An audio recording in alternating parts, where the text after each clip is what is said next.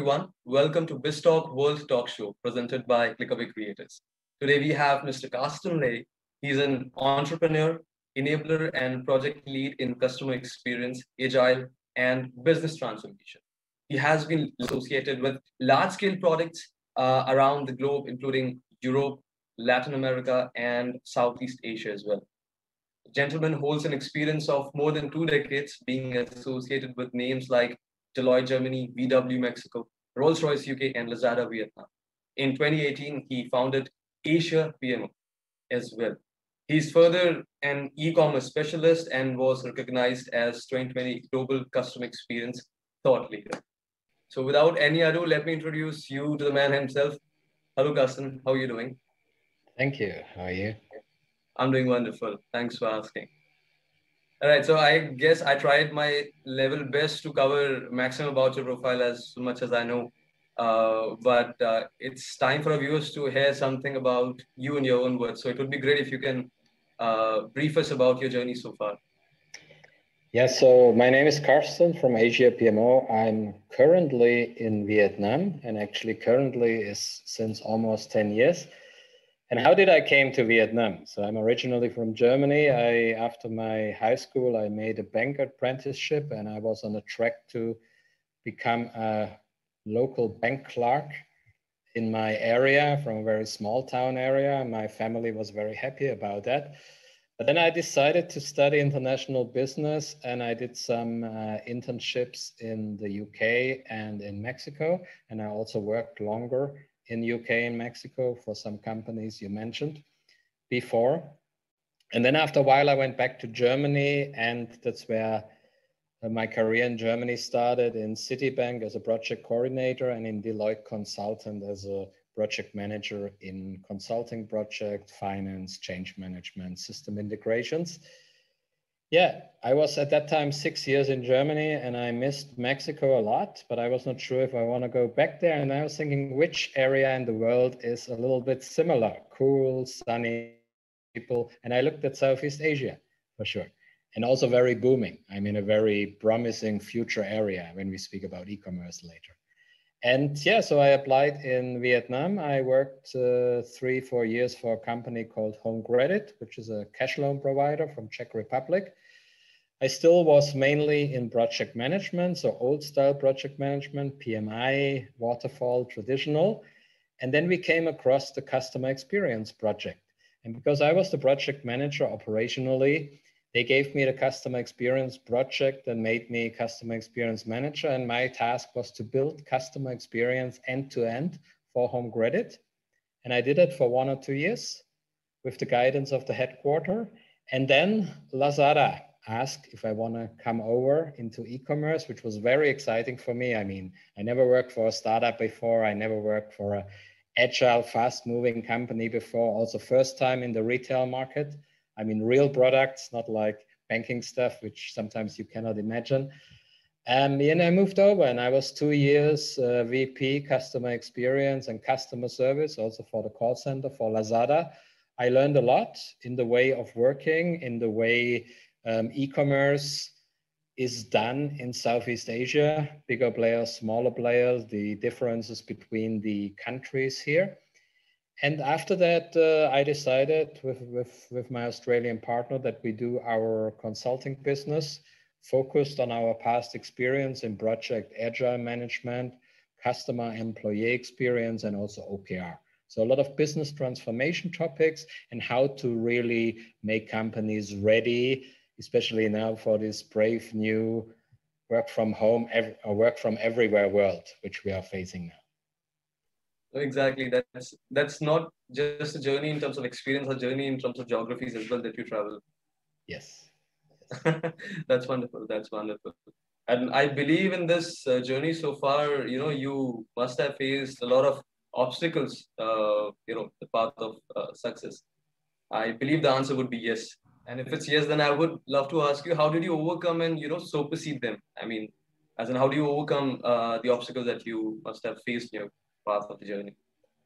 I mean, one of an advantage I have, and that doesn't maybe sound so smart, but sometimes when I want to do something, I just do it and I don't overthink it. So moving first to Mexico after my studies and moving then 6 years, 8 years in a career in Germany to Southeast Asia was probably not very smart. And a lot of people, especially in German, we have a little bit more conservative culture, tried to talk me out of that. But I'm very stubborn. And of course, I made a budget and I tried and gave myself a limit for that. And the first job in Vietnam also didn't work out immediately, right? I mean, maybe I was a little bit too fast in what I told you, but there's always some cracks and you don't see from most of the people going around the world, honestly, the real LinkedIn profile with things they failed in the middle, 2 or 3 months here and 2 or 3 months there. But that's normal. I mean, everybody has that when you go. So first, don't overthink, because the moment you see all the risks and everything which is involved, you will not do it anymore. And second, when then something happens, yeah, you just try to juggle on. I mean, you come to Vietnam, you have your first job, it doesn't work out. Okay, you can go immediately back and call defeat, or you can say, okay, let's see what I can do from here. Where can I apply? I came up with my own networking where I met people. I tried some online stuff, which sometimes worked, sometimes didn't work. But whatever I tried, even it was maybe not the smartest and the best, but it always brought me one step ahead, just by the learning experience, if it failed or not. And often, and the problem is when you think you fail, a lot of people think they fail when nothing happens. Things need time. So we do now B2B consulting, or when I was looking for jobs in other countries, you make contacts in a networking. I mean, it's very networking based, Southeast Asia. And these people not calling you the next day and say, I have a job for you. That's not how the world works. But these people call you maybe 6 months later and they have a job for you, but you still have to be there. Yeah. So you have to make it through the 6 months until your network is really so strong and so powerful that these people come have something for you. Right. And I experienced that a lot. So a little bit patience, not overthinking, persistence. Yeah. And trying to keep yourself busy. Exactly. You know, what comes easy doesn't really last forever. That's what they say, I believe. Yes. Yes. Yeah. And I also believe that, you know, one should be always ready to take up one opportunity. I mean, and my next question is directly related to this, which is pretty straightforward. As in, how can, you know, one be more visible and open doors, if I'm asked? I mean, we realized now you have to knock on doors like crazy. You don't have to be shy. I mean, my dream the last 5 to 10 years was always to be a keynote speaker, right? And to be a conference speaker or even a podcast speaker nowadays, right? How did I achieve that? And I speak at the moment minimum once a month on international conferences. Yeah, and I'm also proactively invited, which never happened before. Because I ask any conference I saw online, I ask, can I be the speaker? And 9 out of 10 answers are no, we are full. No, you need a $10,000 budget to get in as a speaker, which of course, as a small consulting, you don't do. But then the 10th or the 20th person says yes. And you have one keynote speak. We had keynote speeches also on offline in Myanmar, in Malaysia, in Philippines, right? But by asking, by really stupidly asking against the odds, you know, a lot of people are always telling me, why would you ask them? You know that the answer is no. And I say, yeah, I know that the answer is no, but I'm very nerving people, or I'm a very weird person. I still ask, even I would guess the answer is no. So visibility is a lot about, and it's the same in networking. I mean, nobody will approach you, right? And the same with branding, yeah? And don't try to be perfect immediately. When we started last year, like a lot of people, we started webinars. I mean, they were not good at the beginning. They were pretty basic. We had some slides, we put them up, but people appreciate them. And even out, the first webinar I did paid, 5 people signed up, and I was super disappointed. I said, 5 people, it's a crazy bad response, and there was almost no money involved. But we got 1 client out of that, you know? So don't be too disappointed about small steps, and try, yeah? But you have have ideas, and even you think the idea is crazy, or people will laugh about it, or people will always tell you no. If you don't try, you don't know. So don't blame others that they don't come to you. You have to really get your visibility out in the first place. Yeah. And the world is not like that. The world is not inviting you. People are too busy. Other people are more important than you. The profile doesn't come from alone. Yeah. And the second thing you do is build a big network. Yeah. Build a big network that a lot of people have you on the screen. Yeah. And don't be shy to also speak about your successes and what to do, or even about your failures. Right. I mean, people also like that. So don't be shy to communicate, yeah, as much as you can. And of course, a successful entrepreneur is someone who can turn no into maybe and maybe into yes. So that's what I believe your approach is in that segment. Yes, yes. Mm-hmm. Great. All right. And as you said about the workshops, and when you had it, you got 5 people and you're happy about it. So I always say that any views more than 2 is a successful video for me. Yeah. Uh, That's a I great, believe it will be successful. and that's a great attitude, right? But sometimes you are too ambitious, right? Yeah. You are too, and you compare too much, right? You see others, they have immediately 50 people, but you didn't know how the others ever started. You joined them after 3 years when they had 50 or 100 people, right? And that's the problem. Yeah, So exactly. you have to start slow and build it up, but very persistent. Yeah. Yeah. Exactly. That's a very wise answer. I'm happy that I asked this one. In this go, my last question would be somewhat related to this. I mean, you have been associated with several ventures, with several great names, I must say, from different geographies. You must be having great insights to share for the young professionals that are coming. So my next question is directly, what would you advise to young professionals and young entrepreneurs in the industry? Yeah, I mean, and I have to apologize because I'm over 40, and some maybe would say they don't need that anymore. But I would advise go at least 2, 3, 4 years after your studies in a company where you can learn a lot, and maybe in one company which has a really great name.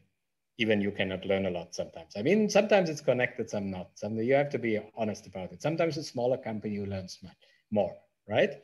So find one company where you can learn a lot, where you like the boss, even as a small company where you really get skills, and then maybe 1, 2, 3 years go into a bigger, really known company, and that helps you later.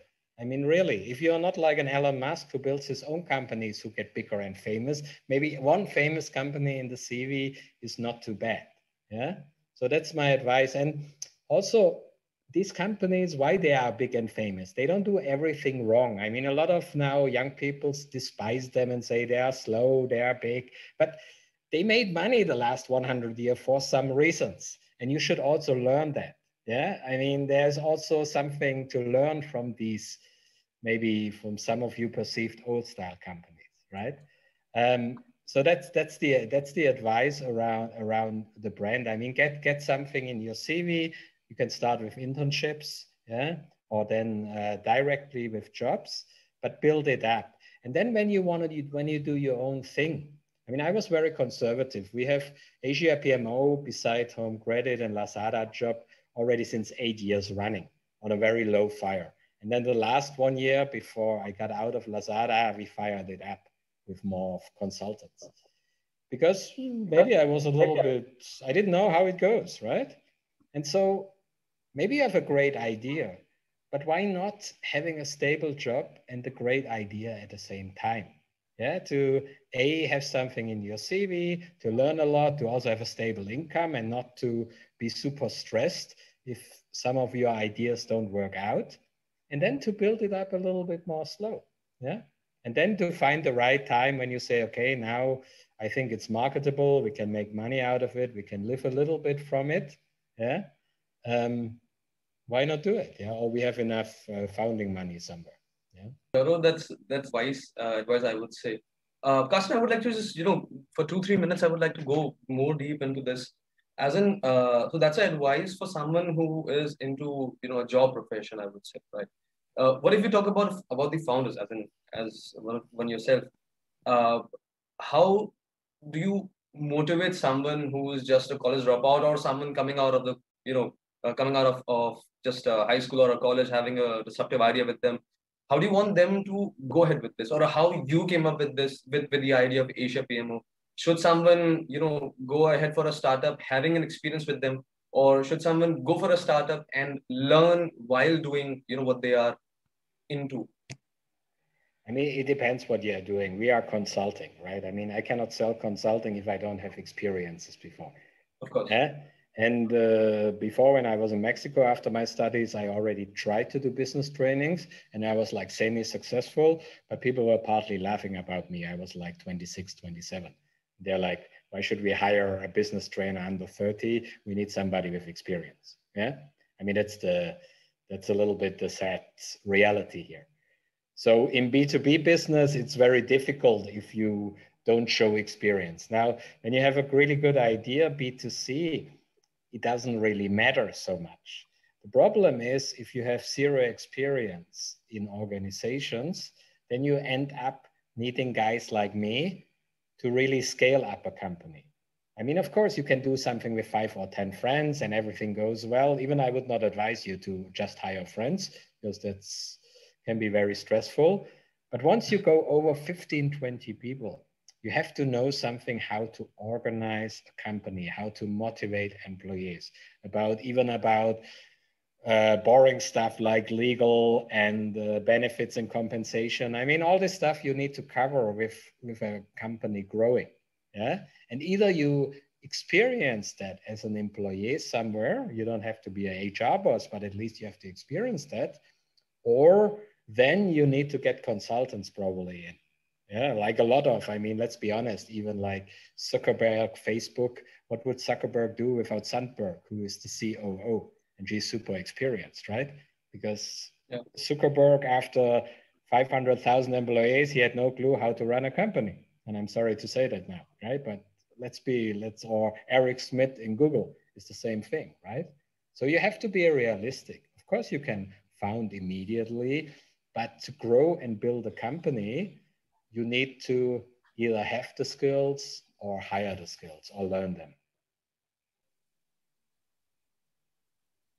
All right. I guess that would be a lot of help for the young professionals who will be, who really wanted to be an entrepreneur, especially. It's a new trend that's coming in all the industry, that I want to be an entrepreneur, have my own startup.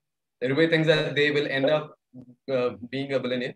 But yeah, of course, that's a long journey, and one should learn first before I should practicing it. That's what I would summarize this into.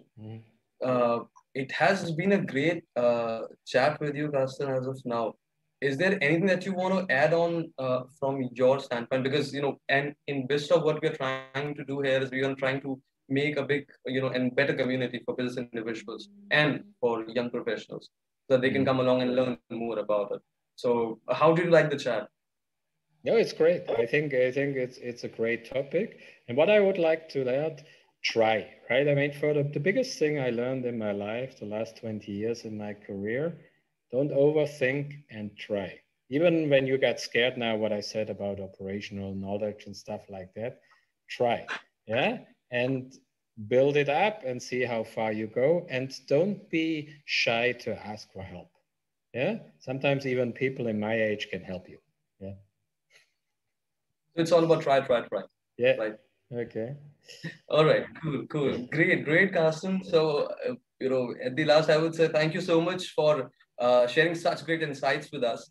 We look forward to having a chat with you again in the future on some other trending topics in the international business industry. And for our viewers, if you like this chat with Mr. Ley, I would request you to like the video, share it as much as you can, and also subscribe to ClickAway Creators YouTube channel to have more coming in, and also support us for our initiative for the business industry. Thank you very much. This is Sagar for BizzTalk World, signing off.